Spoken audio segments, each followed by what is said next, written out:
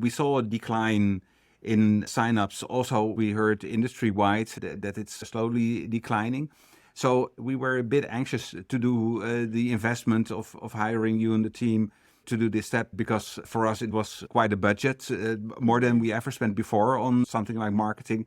But I would absolutely do it again, knowing what we now know, that even though the time was difficult, it really helped us to not be pessimistic about where it's heading, but see more options. You gave us many options of things that we can do ourselves, spending our own time, and not say, oh, you need to do some big advertising and spend 20K per month on Google Ads.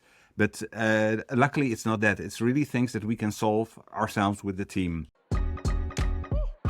Hey everybody, welcome to the Forget the Funnel podcast, where our goal is to help you as a SaaS leader finally stop guessing, understand your best customers, and drive more predictable recurring revenue. We're Gia and Claire, founders of Forget the Funnel, a product marketing and growth consultancy that helps SaaS businesses learn from their best customers, map and measure their experiences, and unlock their best levers for growth. If you're looking to help your team make smarter decisions, this show is for you. Hey everyone. Thanks for tuning in to another episode of the Forget the Funnel podcast. So today, Claire and I are excited to be joined by Steve Jong, co-founder and CEO of Stillio, along with Diego Richards, their chief commercial officer. So we started working with Stillio earlier this year after they struggled to make the right product and marketing decisions in what we all know is a tough economic environment. There's really no other way to put it. They were throwing things at the wall and hoping that something would stick. LinkedIn campaigns, partnerships, blog posts, anything that looked like it had worked for other SaaS companies was given a shot, but they still saw slow growth. So Stillio made the decision to stop guessing and put in the work to truly understand their best customers. In this episode, we unpack the journey in uncovering the nuances of different use cases for their product, how they honed in on the ones that mattered most for those customers who stuck around the longest, and how the research has practically influenced decision-making at Stillio too. But before we get into it, a quick message. For well over a decade, Claire and I have been helping teams at companies like Bitly, Wistia, Postman, Linktree, Invoice Simple, Sprout Social, and Autobooks stop guessing, gain more clarity around what matters to customers, and dramatically improve conversions. In 2019, Claire and I developed the customer-led growth framework that to date has helped thousands of founders, marketing, and product leaders get out of the weeds, think more strategically about their product marketing, and meaningfully impact revenue growth. And we wrote a book about it so that you can too. Rather than a toolbox, this book gives you a system to follow so that you can choose the tools that are actually right for your company, your team, and your customers. This book will help you make better decisions about what to implement, when, and how. And once you're done with the book, there's a 110-page workbook that'll help you connect the dots between learning customer-led growth and implementing it within your company.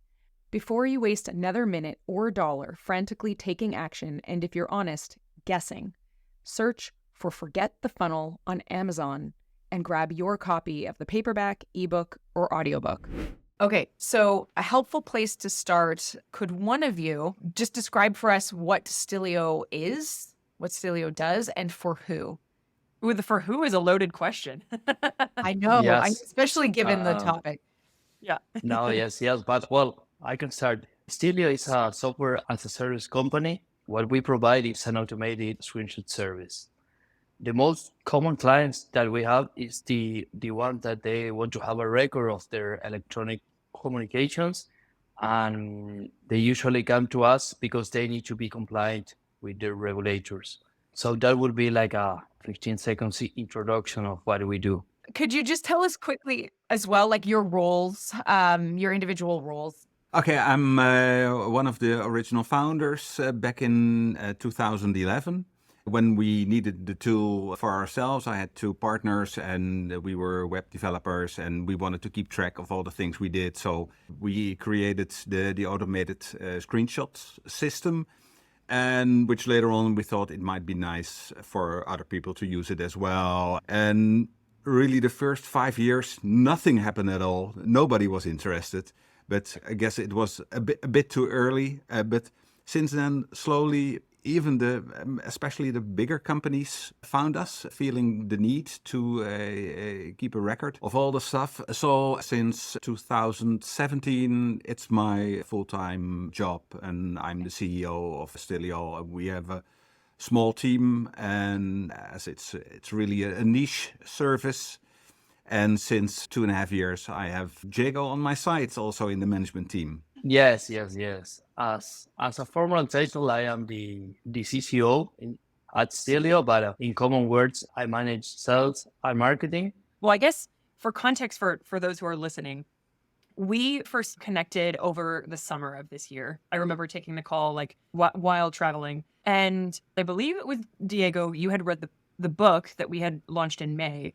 Prior to that, though, like, can you tell us more about, what marketing and sales looked like? What were you focusing on? What were you trying? What did that look like? Well, the first one to read the book was Steve. So perhaps he can speak about finding your book, and then we can start from where we find you.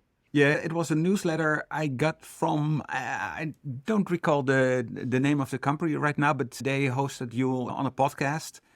And it was simply, as they say, don't judge a book by its cover. But I judged your book based on the name of your company. Forget the funnel, because I wanted to know more about what that ridiculous name was about. So then I came to your site. I saw you were exclusively working on SaaS businesses, and you had the magic words, stop guessing. So I was sold at that moment, but luckily I also have Jago on the team, so I don't do everything based on my gut feeling, but also try to add some common sense to the decisions we make. And then it was not just for spending the $25 on the book, but also going deeper and go all in with the whole project. So I immediately sent it to Jago and started harassing him on reading it too. And that we should make a decision if we would go ahead. Because the issues we had, I'm sure Jago can tell some more about that. Well, just to be like straightforward and honest, what we were doing was just copying other strategy that had worked for other SaaS companies.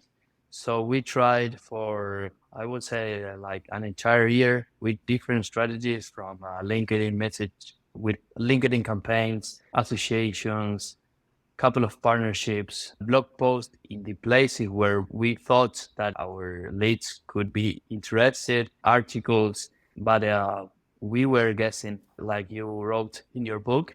I knew from the first day that I was not an expert in this field. I thought I could do it. And then, well, after trying, we realized that we needed extra help from some expert that had already did it. So that was more or less the conversation that we had with Steve. It seems so straightforward to just borrow what has worked for other people, especially if you've never had the foundation of knowing who that best customer is and how to focus on them. And I guess I want to bring that up because you're not a stupid person. Like, you're a very smart person. You have plenty of professional experience, but not having that insight at the core just makes everything else so much harder. You don't know what's going to work. And it's really easy to get caught up in marketing tactics for the sake of marketing and getting excited about channels and looking at what other people are doing and seeing what their results were. It's very alluring to jump into just running marketing and using your gut or guessing, and sort of forgetting that you don't actually have to guess that much. You don't have to experiment as much or guess as much. The answers are there, but you just have to grab them. But I will say, like, to just sort of echo, Claire, what you were saying, like, Diego, it's so common. Even very, very experienced marketers get caught in that trap of marketing for marketing's sake and needing to feel like they're making progress and doing something and moving forward and proving that they're marketing and running marketing. So it's, anyway, incredibly common. Claire also mentioned the word foundation, and that's, I think, very typical, the feeling that I had afterwards, that I realized that we've been hiring copywriters for years, but even though they were able to produce great looking texts, each of them missed the foundation of truly understanding what our service and our customer needs was about. So In hindsight, it feels so stupid to give people a copywriting task without doing the research. It's so simple, but it was also such a huge insight. I would like to add something that I didn't saw it in these general marketing strategies was the feelings and the triggers. So both together that our customers had to find us. So perhaps that is something that once I check it in your book or I wrote it and I was saying like, yes, this is something we need to mention when we approach them or something different that perhaps was not on the list of 10 things to do if you have a SaaS and you want to reach out. So that was something like, let's say, out of the box. And sometimes you're working in your product the whole day and sometimes you forgot some obvious things you need to do. And this is like waking up ideas or new strategies that come to our mind now because we get to know each other with you. Yeah, that was an aha moment for you, was that realization that knowing that information about your best customers can be incredibly powerful. Go ahead, Claire. I know you were just about to jump in. I'm super interested to hear, how you make those decisions now that you have that understanding. But something I think is important to address is there's another layer of difficulty that you were facing, which is Stillio can serve so many types of people, so many industries, so many use cases. And so that makes your job that much harder to be like, how do we speak to so many different types of people feeling so many different types of struggles? Like that's a huge challenge. And it's great when you're growing organically and all kinds of people are coming to you, but turning that into something strategic is really difficult. Yeah, also what makes it harder is because as we are in a niche market where we can say that from the whole online companies, if we have 0.0001% or so that uses our software, it's just a very, very small portion, but also very diverse. So it's not like that tens of people start a subscription per day so that we can tweak a little bit, then we see totally different numbers to steer on. So it's the amount of use cases and industries and job roles that we know we may be a great fit for, but the volume is still a bit low to see what we should emphasize with. Right. It's difficult when you do have such a diverse pool of customers to really see the nuances between, okay, of these customers, who is really likely to stick with us for years, who is only here because they need us for one project. So I remember in our work together, one of the very common reasons people hire Stillio, so to speak, is they might be in some type of like marketing leadership role and they need their team to document, like go and document like the 10 competitors' websites so we can understand our landscape. Stillio is very useful for that, but it's not necessarily a project that someone is going to keep doing for more than a month or so, versus other use cases where someone does need a record of their website and their electronic communications for months and months and months. I guess what I'm getting at is that diverse pool of customers not only makes marketing difficult, it also makes it difficult to understand what is your average trial to paid conversion rate when it's so different for different types of customers. What is your average customer lifetime value, et cetera? I would love to hear from the two of you what came out of the customer research that was new or interesting or like a different perspective on, who Stillio is for and who like its best customers really are. Well, I think even we had an idea of our customers after the project we did with you was that there's one type of customer that would hire us and they probably would stick with us forever. I also remember that were set up and forget. So that it was really important for us. And that was people that needed our service for outside stakeholders. Even they were like a regulator or the government or legal departments. All of them had the same request.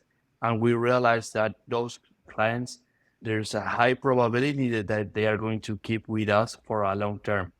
And then the other ones that would need to be our focus. And then we realized there's a lot of clients that there was like a one-time job and that we should not be prioritizing someone that is only going to be with us for a month. We did a calculation of the lifetime value of both, and it was really clear after the project which one we need to focus and put all our energy, hours, and resources. Which is also hard because, as Jago said, we also get requests for people wanting to use our service for a one-time job. And sometimes it may be tempting, or that they request, like in our app, you have a scheduler. You can decide you want to do it daily, weekly, or monthly, or anything in between. But they say, oh, can you please add the feature to do it just once? And we know technically it's very simple to add that feature, but it's not what we built the service for. So it's maybe kind of like the edit button on Twitter or X. Well, okay, now it's there, but the decision for us is almost as hard as that. We know technically it's doable, but we just shouldn't. Yeah. That's super interesting. What were the different jobs that were identified in the research? Because I know there's this job to be done that was prioritized and that the team moved forward with, but I haven't heard that much about, other than that marketing use case one, Claire, on some of the other customer jobs, and how that initial sort of conversation went with the different jobs that were identified. Yeah, I can try to speak to that. So the top job to be done that we realized Stillio is best for and represents that best long-term customer is when someone has to prove compliance to an external body of some kind. So maybe you have a product in fintech, or you're in banking, or you're in health, or you have to report to the government showing that your online properties are meeting guidelines. And also you have a record, correct? Like it's not only about having it, but it's about being able to go back in time and reference. Yes, and if you're ever audited or hit with a lawsuit, you can show like, nope, we've got it all right here. Exactly, yes, and also have a type of proofs that the file that they would send to this regulator or government are real. We have watermarks, and so you also need proof that it's a real file. Yeah, I think about the other reason to hire Stillio that we were discussing. So let's say I'm hired as a VP of marketing and I'm starting this new job. And so I'm like, well, I need to get a quick understanding of the competitive landscape. I'm going to use Stillio for the next month to document our top 10 competitors. And now we've got a window into their messaging, their pricing on their website. Like we've got this big library. Now that that's done, I can downgrade Stillio because I've added all of those screenshots into my Google Drive. And like, I don't need a record of them or a repository. The watermark is not important to me. I'm not going to keep doing this more than maybe like once a year at most. That would be a bad decision, because every company and everything online is moving so fast. So I dare to say that our solution is pretty affordable. Even if you track just 10 pages, your 10 most important competitors, say 5 competitors, their homepages and their pricing page, and just monitor it maybe once a week, capture the screenshots. And if you see a decline in your numbers or see changes in the market, going back in time and see what the others were doing at certain points of time or with Black Friday or whatever. I see there are use cases for doing it once. For example, companies that change their website, they want as a nice goodbye. They want to run the complete sitemap of all their pages just once through our system to have it archived to show the grandchildren or so. But it's useful, but it's for us, it's not the best business. So we really try to convince people to look at the things that are also the most boring task to do, repeating and making reminders for yourself when to do it. And even if you don't want to spend too much money on it, just pick the few most important pages and keep it running for whenever you may need it. I would like to add that perhaps tracking your 10 competitors is a job that everyone in like a VP marketing should do. But we also have other cases that on the daily basis, they track marketplaces where they sell their own products and their competition sell their own products. So usually a VP of marketing of big companies, they don't work on Sundays, and the bestseller ranking in Amazon, you can only know what happened in the last hour. So we also help other many clients to track what happened in the marketplaces, even when they are not working or at night. Sometimes there are big promotions. So I think you are not going to check your competitors' sites every hour. If you're in a big retail company, and for sure you're going to check marketplaces on a daily basis. What I'm hearing is Stillio does, even now, like even though we've realized that the compliance folks are the ideal long-term fit, Stillio still serve many use cases, and there's no need to necessarily turn away those other types of customers. Steve, as you rightfully pointed out, you may not build additional features to suit them, but we can still welcome in their business. Something that I remember when working on this project with you was Heidi, our team member, describing the energy or the understanding of the need for Stillio was greatest within this group that needed to prove compliance. So in other words, no one we spoke with was unhappy with Stillio. Like, everybody loved the product. They said it was great, always functioning, never down. But there wasn't as strong of a tie to it within some of those other use cases or industries where this external body wasn't applying as much pressure. So I say all that to say, absolutely. And even the way that the website is structured right now, like, you're not necessarily turning away those other types of customers so much as making a call to focus on those who, I guess, they feel the problem the most, or they have the most pressure on them to solve a problem that an external body is requiring them to solve. I mean, one thing that I'll add, and I know that we were talking about this earlier too, is that identifying this group of customers right now that has the most like energy or urgency or willingness to pay, or, understands implicitly the value, focusing on that group of customers right now does not mean that, like, down the line you can't add that to the mix, but you're at least in the short term able to really lean in where there's a customer that's getting a ton of value as you're trying to have a real impact and grow your customer base and grow revenue, quite frankly, right, in the market where we are. This represents a massive opportunity. So I think, yeah, this was, thank you for deep diving on each of the different customer segments. I find it really, really interesting. And I'm really excited. Like, hopefully we talk again in a year from now and can talk about another, group of customers that we want to, explore and potentially target and go after. Yeah. And let me also say that by solving the needs of the people that are in the compliance business, all the others will benefit as well, that want to skip the grunt, boring tasks of when there's better things to do on their computer. So you reach the realization that the biggest impact we can have on revenue right now is to get more of those compliance-focused customers. So do you remember anything either in the workshop that we ran or after within your own internal conversations? Like, how has that impacted what you've chosen to focus on or build? I mean, to just give one away, Steve, I was so impressed when, like, the day you received the messaging guide, you updated the hero section of the homepage. No, yeah. Like, that was amazing. It was so great. Yeah, it was a no-brainer to change that right away. Well, I remember you saying, like, oh, this is why copywriting has been so challenging. Someone can write beautiful text, but without knowing what that ideal customer cares about, like, you're kind of making it up. But what else has this, what other, like, projects or updates has this inspired or guided you to do?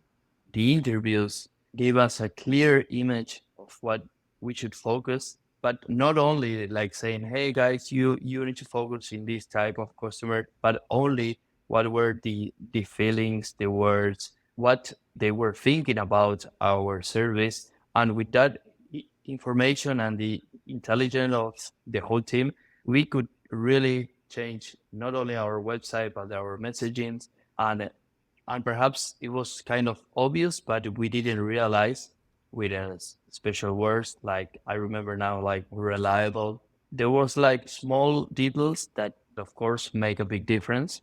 And I think that was one of the main goals that we achieved with this project. The easiest, quickest wins for us were making some changes on the homepage. Because there are no strings attached to that, we can simply change it and create a new video. Then there were a few other priorities, some changes in the app and changes in the onboarding drip campaign for people signing up. How do we guide them with the emails to see who's the best fit and try to convert them to a subscription? And unfortunately, that took much longer as always, as hoped, because to be able to do it in a good setup with all the different type of emails to people doing different things on our app, that was a functionality that we did not yet built in the app. So we needed to dig deeper to make the changes. But we have a whole list of things that we can do now with all the foundational work that you've done, and we really have a roadmap for a year, certainly for that, and we'll encounter new challenges, and we'll probably get back to you once we do. But it's a great blueprint. That could be worth talking about a little bit. The so often case that you just described, which is many companies when they're building their onboarding for the first time, or even years in, companies that have been around for a very long time, very often use email onboarding based on date. It kind of blows my mind. It always surprises me because I'm like, it's 2023, the technology exists. There's no reason for us not to use product triggers. So I mention all that because just it's the scenario that you were in, Steve, and that I'm so happy to hear that you're tooling your way out of it, is very, very typical. It's similar to Diego when you were describing before, where you were doing the type of marketing where you're looking at what are other people doing to grow. This is also one of those scenarios where I would say, 9 out of 10 companies that we work with, maybe borderline 10 out of 10. I'm struggling to think of an example of any company that we've done this work with that isn't basing their product onboarding based on time-based trigger, like, sign up plus 1 day, okay, It's day day 3, three. day 5, Yeah, day 20, day 45, none of it based on actual product activation or getting to any moment of value within the product. So I guess to kind of bring this episode to a close, we've talked through the compliance use case or job to be done, and how that represented not the only path to growth, but probably the quickest path to growing revenue. I guess, is there any other major problem that having this customer insight has solved, or is there anything else it's done to help the team make more confident decisions? I can certainly say that it gives a lot of peace of mind because of all the immense number of options you have in work and what to focus on. Having a bit of a blueprint on where to look for and where to aim at, that's a big advantage.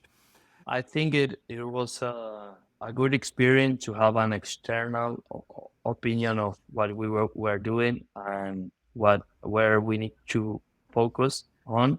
And I think that sometimes everyone needs it, because sometimes you are working so much time with the same product or service that perhaps you miss a couple of obvious things that we should do. And I think that was one of the big challenges that we have now with your view and your experience. That was one of the big things. It's very relatable. Like, we are all inside of our own little jar, right? So we can't read our own label. Everyone else can read our label. And you can ask some friends in the industry, hey, take a look at our site or check our new emails. What do you think of it? And then say, looks good, or well, maybe this or that. But you cannot ask someone to do a deep dive in your everything of you and how you present yourself. So this is the way to go then. So if something happens to us, if we're in the same plane and we go down, then you need to run Stillio, because you're the only ones who really knows what's underneath it and what we do. No, Well, you cheers, have it all sweetie. documented now. You've got all the resources True. available. Yeah. Somebody else can come in and pick it up. I mean, that's also one of the, and I don't know that you have plans to do this necessarily, but as you grow the team or bring in people to help with your marketing or, copywriters, whatever resources that you decide you want to work with, you have these incredible foundational documents and resources and tools to hand over to them so that they can deeply understand what's going on without needing to be, inside each of your heads.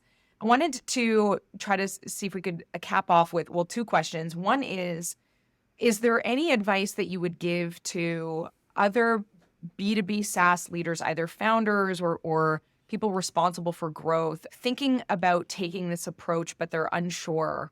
You were so successful with this approach, and obviously you're still very much in it. And so asking you this question again in 6 months from now might be a little bit different, but Now that you're fresh in it and you've gone through this process and you've done the heavy lifting, so to speak, of learning this stuff about your amazing customers, is there anything that you'd like, any sort of advice for others who are like Diego, you 6 months ago, looking at what the competition is doing, or Steve, like you, not necessarily wanting to invest in customer research or taking that sort of deep dive approach? Anything either one of you can share?